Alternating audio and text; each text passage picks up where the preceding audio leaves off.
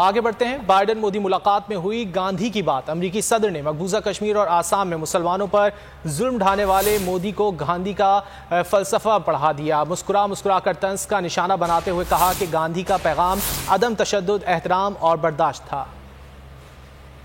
As the world celebrates Mahatma Gandhi's birthday next week, we're all reminded that his message of non-violence, respect, tolerance matters today maybe more than it ever has.